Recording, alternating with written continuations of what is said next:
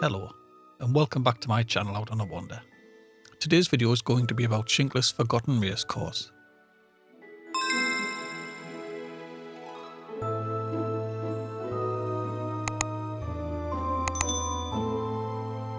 On the outskirts of Durham City is the village of Shincliffe, where in 1895 land was cleared west of Grange farm for a racecourse to be constructed. On Wednesday the 15th of May, the North Durham and Shincliffe Steeplechases were run, and according to the newspapers of the day, it was a huge success, drawing in large numbers of people from the surrounding area. It was so successful that a public company was created. This was called the Shincliffe and North Durham Steeplechase and Racing Company Limited, and a 42-year lease was taken out on the site from Thomas Ford of Shincliffe Sawmills. The site was upgraded, with 2 acres at Strawberry Lane set aside for a paddock, a brick grandstand, a refreshments bar, a changing room for the jockeys, and parking space for 300 bicycles, along with land for tents and booths. Bizarrely, the racecourse had a road running through the middle of it, which in 1905 interfered with a race after a motorist arriving late crossed the course. Race days were large occasions, which not only drew in people from the local community, but also had them travelling in by rail, such as from Sunderland in the north and Darlington in the south. Today we are going to join the line at Boburn Colliery, travelling north along the line, where we will disembark at Shincliffe Station. Tickets, please!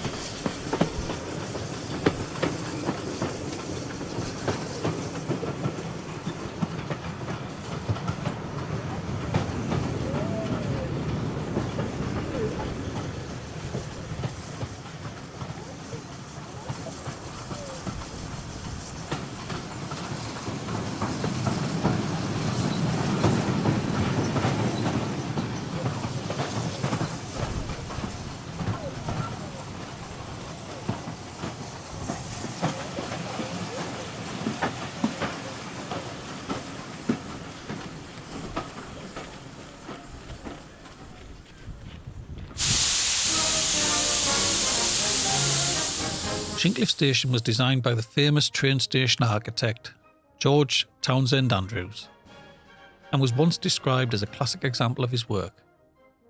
Sadly, following the closure of the station in 1941 and the mothballing of the line in 1991, the area has become overgrown and unkempt. This makes the station unrecognisable from the building it once was, which is a shame, as the station is now one of the few reminders of a time when the mining industry was king in County Durham.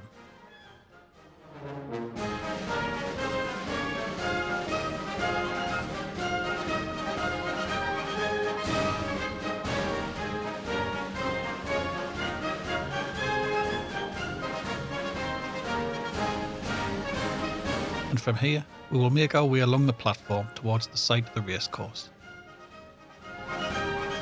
Originally, racegoers would have arrived at the station and accessed the racecourse via one of two routes.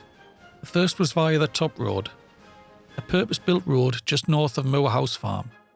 This led straight to the grandstand building. Unfortunately now this is a private road with no access to the public. The second route was via the sawmills, which would have brought you out at the ticket booths at the edge of the racecourse. Again, this track is long gone and nothing left to be seen but a ploughed field. With neither route accessible, we will have to access the racecourse via the top of Strawberry Lane. The main pathway to Strawberry Lane is just opposite the old A177 exit at Shincliffe Village.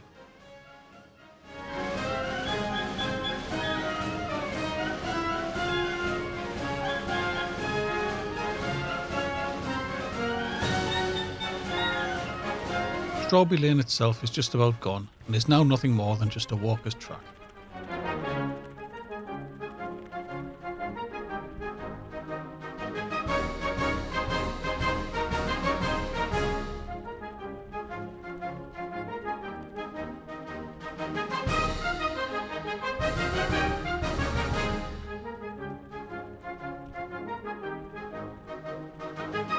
As you can see, the land suffers from poor drainage, which caused at least one race to be cancelled due to the motor cars being sunk in the mud.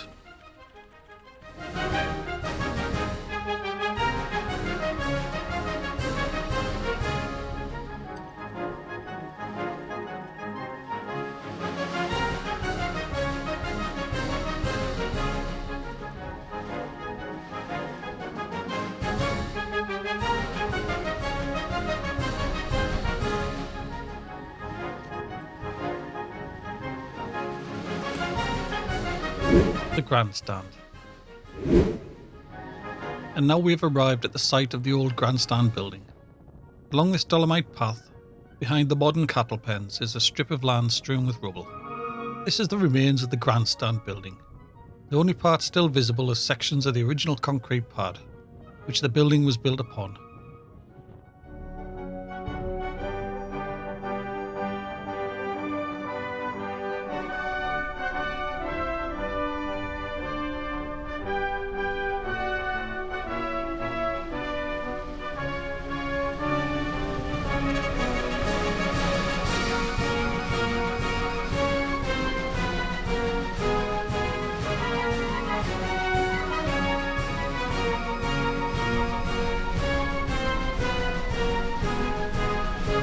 From here, the original footprint of the grandstand can be more clearly seen.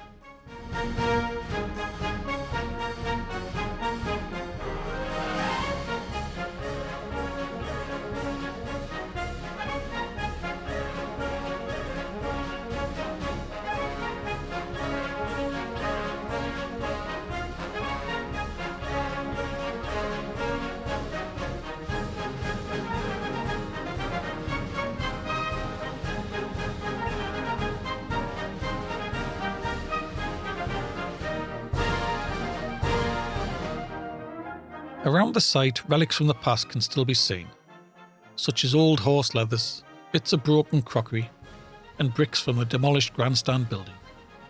The bricks are stamped with the word Love, which is the mark of Joseph Love, who owned Shincliffe Colliery and the adjacent brickworks. Shincliffe Colliery was abandoned in 1886, and with no records available on the brickworks, I can only assume that the brick kilns on the site continued to be used after that date and supplied the bricks used in the construction of the grandstand and the adjacent building. The racecourse. This is the view the racegoers would have had of the racecourse. From the grandstand you would have had a clear view of the race.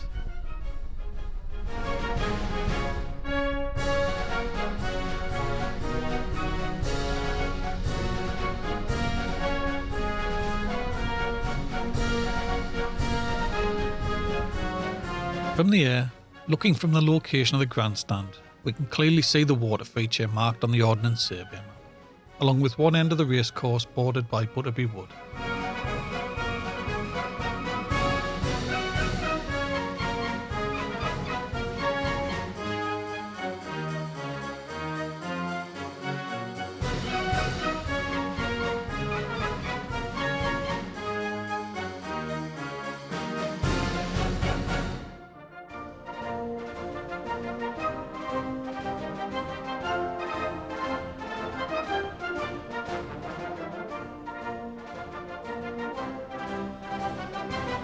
And next we can see Strawberry Lane that ran through the middle of the racecourse.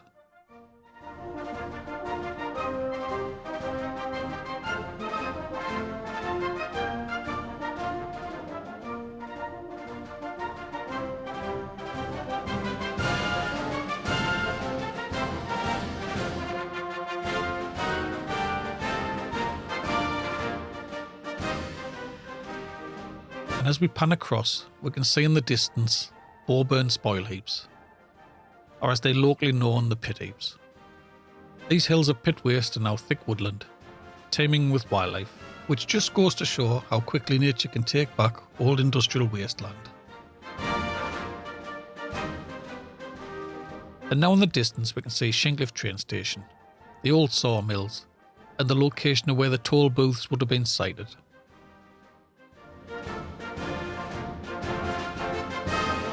From the air you can appreciate the sheer size and scale that the footprint of the racecourse would have taken up.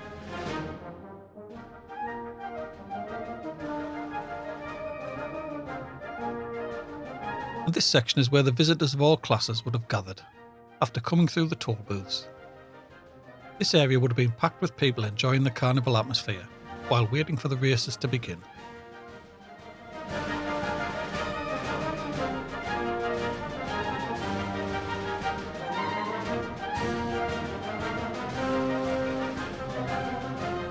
And set off in the distance is South Grange Farm. The buildings that are visible are of relatively modern construction, as the original Victorian house was demolished in the late 1980s. This was much to the vexation of the nesting bats. From here, we can once again see the poor drainage of the land, which plagued the racecourse all those years ago.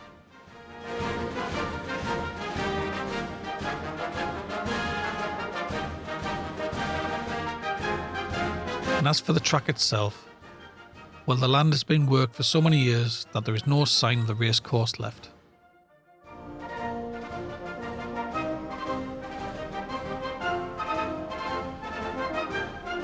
The last meeting at the racecourse was held on Wednesday the 6th of May 1914, after which the course was taken over by the Ministry of Defence, and in August 1914, at the start of World War I, the course was used as a collection station for cavalry remounts. The remount service was responsible for supplying horses and mules for the British Army.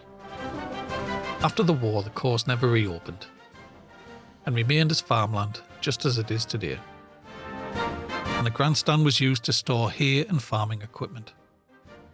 The grandstand building was demolished and levelled sometime after 1999. The building had stood unprotected from the elements for over 100 years, and during this time suffered from a lack of general maintenance. This caused the concrete to spoil badly, which made the structure unsafe and its demolition necessary. And on that note, like always, thanks for watching, and please don't forget to like, subscribe and share.